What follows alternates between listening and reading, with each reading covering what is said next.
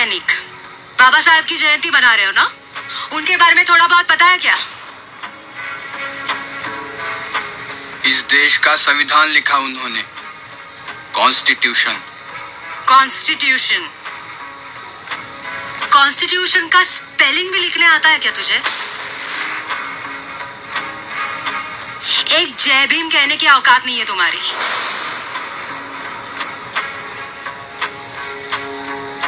महाराज का काम और बाबा साहेब के विचारों का प्रसार करने के लिए तुम्हारे जैसे नालायक भक्तों की जरूरत है।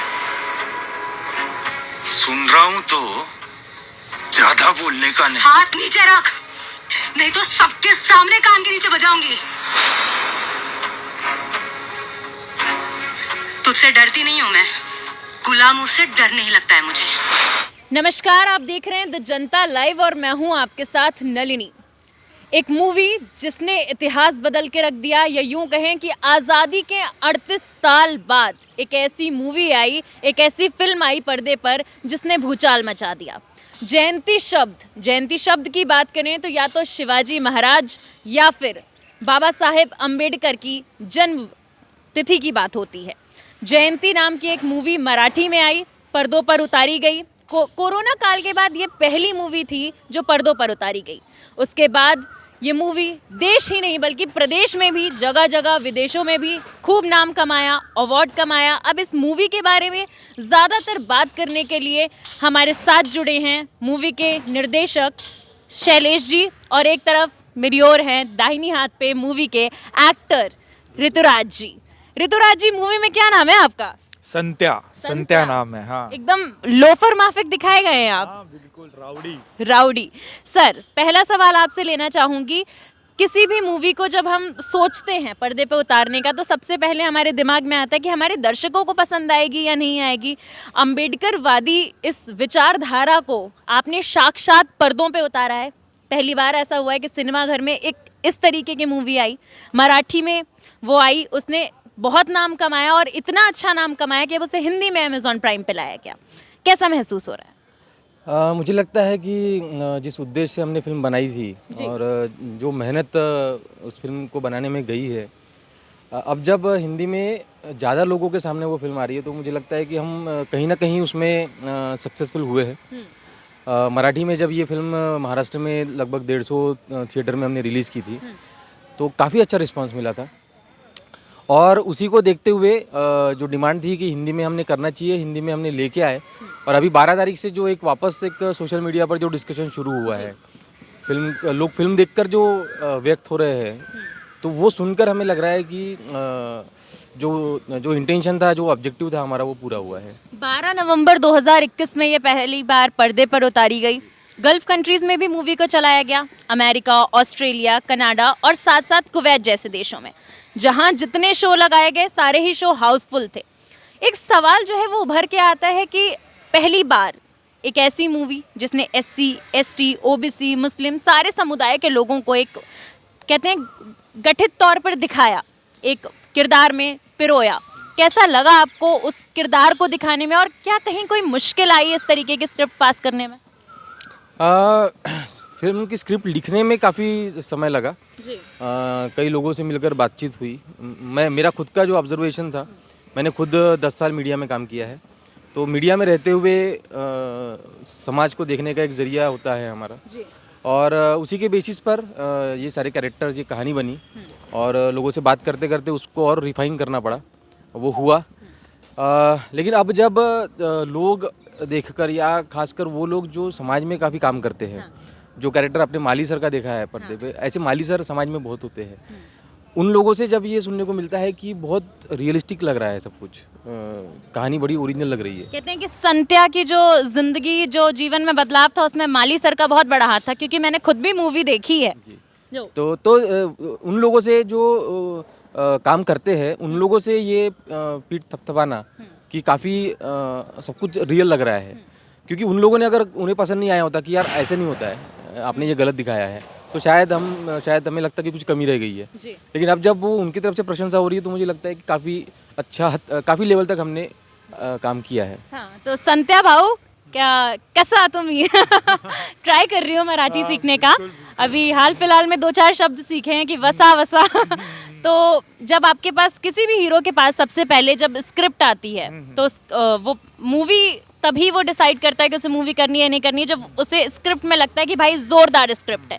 स्क्रिप्ट जब आपके पास आई तो आपका स्क्रिप्ट पढ़ने के बाद क्या रिएक्शन था? जब मुझे स्क्रिप्ट नरेशन दिया गया जी। तो मुझे ऐसा लगा, और मैं जेन्युइनली मुझे ऐसा लगा कि ये जो स्टोरी है ये लोगों तक पहुंचनी चाहिए। और मुझे ये फिल्म नहीं लगी, मुझे एक विचार लगा जो लोगों तक पहुंचना चाहिए। और बहुत सी बहुजन फिल्म बनी है जी। और उसमें एक देखा जाता है तो वो विक्टिमाइज दिखाए जाते हैं मोस्टली। हमेशा उनके दलित साथ समाज शोषण को हो रहा हाँ है। शोषण जी। इस फिल्म में ऐसा था कि शोषित तो था ही, विक्टिम कार्ड नहीं था, उसका सॉल्यूशन था।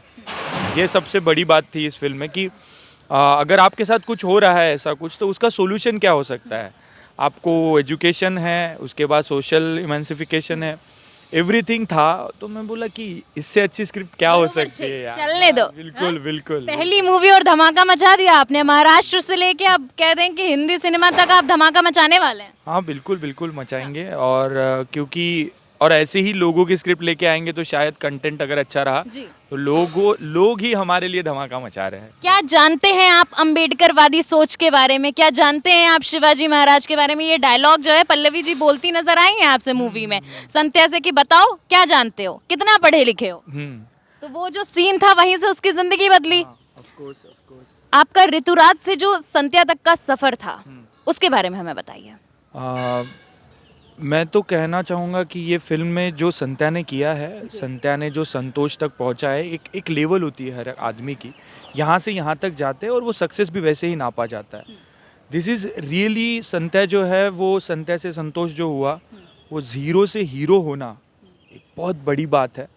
मैं खुद इंस्पायर होता हूँ उससे कि समवेयर यानी जहाँ से कुछ भी नहीं है उसके पास, उसकी सोच को बदला गया है और पता नहीं है कि सही क्या है और गलत क्या है, वहाँ से लेके एक ऐसी जगह पे पहुँचना कि जहाँ पे आप दूसरों का भी भला कर रहे हो, ये बहुत बड़ा ट्रांसफॉर्मेशन है। हमने मूवी में देखा कि अंबेडकरवादी सोच जब उसने किताब पढ़ी, संध्या ने जब किताब पढ़ी उसके बाद वो जेल से बाहर आया तो एक अलग ही किरदार उसके अंदर हमें देखने को मिला। क्या लगता है असल जीवन में भी अगर हम अंबेडकरवादी सोच को अपनाते हैं तो ऐसे ही कुछ जिंदगी होगी सरल और साधारण?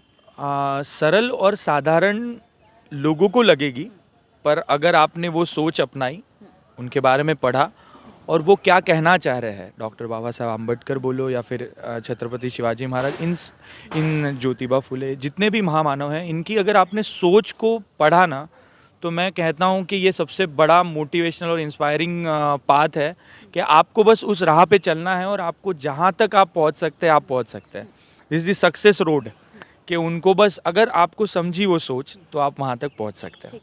शैलेश जी, अलग अलग बार अलग अलग आइडियोलॉजी की मूवीज आती रहती हैं, किस तरह से आपके दिमाग में ये ख्याल आया कि आपको इस तरीके की सोच वाली जो फिल्म है वो पर्दे पे उतारनी है, लोगों तक पहुंचानी है? क्योंकि ये बहुत अहम सवाल है। अपने अपने आइडियोलॉजी पर काम करने का हक सभी को है, संविधान ही वो हक देता है सभी को कि हमें जो अच्छाई दिखती है हम उसकी बात करें। मुझे इस विचारधारा में अच्छाई दिखी, मुझे लगा कि ये काफ़ी अच्छी विचारधारा है, लेकिन ये बताई नहीं गई है, कम से कम फिल्मों के माध्यम से नहीं बताई गई है और इतने खुलकर नहीं बताई गई है।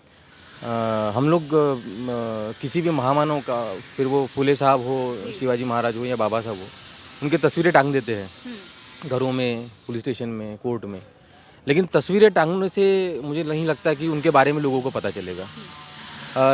आज जो आदमी महात्मा फुले को नहीं जानता, अगर आप वेस्ट बंगाल में किसी ने उनकी तस्वीर देख ली, वो कैसे समझेगा कि ये कौन है? हमें उनके बारे में बात करनी होगी, उनके काम क्या थे, उनके विचार क्या थे, हम उन्हें क्यों बड़ा समझते हैं, उन्होंने ऐसा क्या किया है। मुझे लगता है वो आना चाहिए संवाद में, और हम जयंती में हमने वही किया कि हमने सिर्फ तस्वीरें नहीं दिखाई। सर, ये जो जयंती नाम का चयन किया आपने, ये किस सोच को लेकर किया? मुझे एक ऐसा टाइटल चाहिए था जो सीधा हो, सरल हो, लोगों से ज़्यादा परिचित हो, ज़्यादा लंबा ना हो ताकि लोगों को बोलने में तकलीफ हो, एक छोटा सा शब्द जो जल्दी से कोई उसके जहन में बिठा ले। हाँ।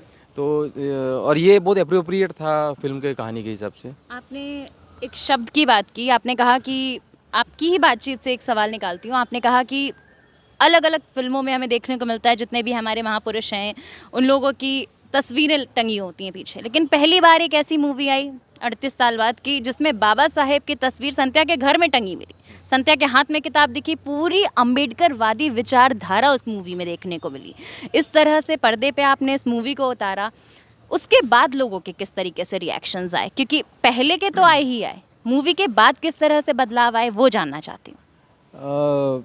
मेरा पर्सनली एक ये थी, मुझे पर्सनली लगता था कि इसके पहले जिन लोगों ने काम किया है वो सिर्फ तस्वीरें देखकर रुकते थे। जी। मुझे लगता था कि ये सही तरीका नहीं है, एटलीस्ट मुझे ऐसा लगा कि मैंने इससे आगे कुछ करना चाहिए और मैंने तस्वीरों पर न रखते हुए उससे आगे गया। मैंने डायलॉग्स में उन लोगों को लेके आया, उनके काम को।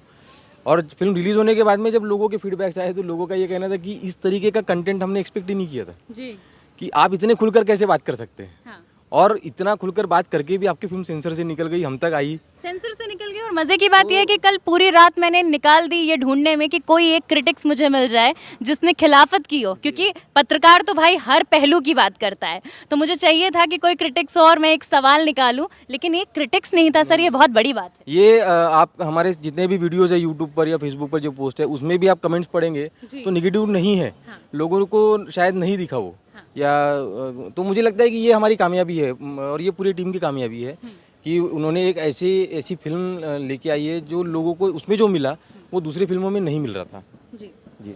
संध्या साहब, आपसे अगर बातचीत करें तो इस मूवी को रिलीज़ हुई, मूवी के बाद आपकी ज़िंदगी में किस तरीके के बदलाव आए व्यक्तिगत तौर पे भी? क्योंकि पहली फिल्म थी आपकी, कहते हैं ना कि फिल्म लगातार जो है फिल्म करते रहो तो आपको स्टारडम की आदत हो जाती है, लेकिन पहली मूवी और इतनी बड़ी सुपरहिट कि आप मराठी सिनेमा से सीधे हिंदी सिनेमा में कूद गए हैं, तो कैसा महसूस हो रहा है और क्या क्या बदलाव देखने को मिले? जयंती ने तो बहुत कुछ दिया है। मराठी में फिल्म थी, फिर भी बहुत से इंटरनेशनल कंट्रीज़ में वो रिलीज़ हुई है और उसके साथ साथ अभी हिंदी में, और आप सबसे मुलाकात हो रही है, बातचीत हो रही है, बहुत कुछ दिया है। और मैं जिस रीजन से बिलोंग करता हूँ वहाँ से शायद मैं since 1954 best debut film fair जिसको मिला है वो मैं पहला हूँ। सो इतनी बड़ी बात।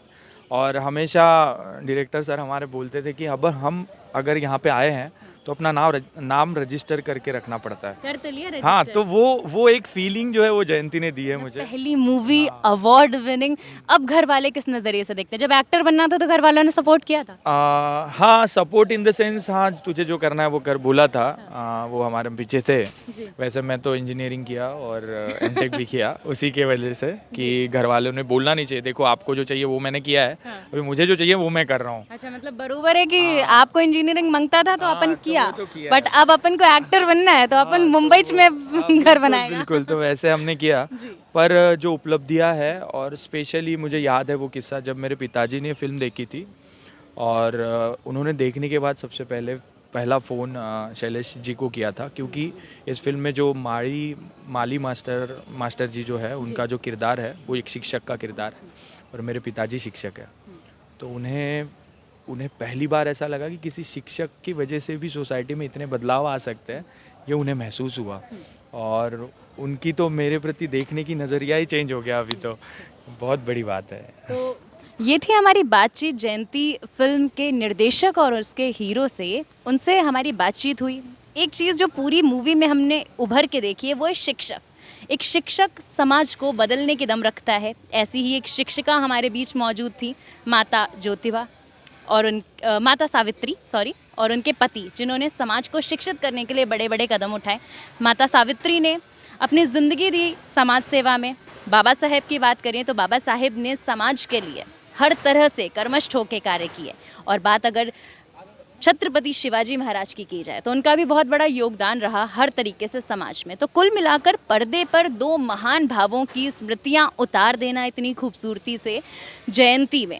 तो अगर आपने जयंती अभी तक नहीं देखी है तो मैं आपसे अपील करना चाहूँगी कि अमेज़ॉन पे जाइए और जयंती देखिए। किस तरीके से, कितनी खूबसूरती से इन्होंने अम्बेडकरवादी होने का दावा करते हुए एक सरल स्वाभाविक जीवन को दिखाया। किस तरीके से बदलाव जो है एक इंसान के जीवन में इस मूवी से हुआ, आप देख सकते हैं और अपनी खुद की ज़िंदगी में इस तरीके का बदलाव अपना सकते हैं। फिलहाल के लिए इस रिपोर्ट में बस इतना ही। ऐसी ही रिपोर्ट के लिए देखते रहिए द जनता लाइव।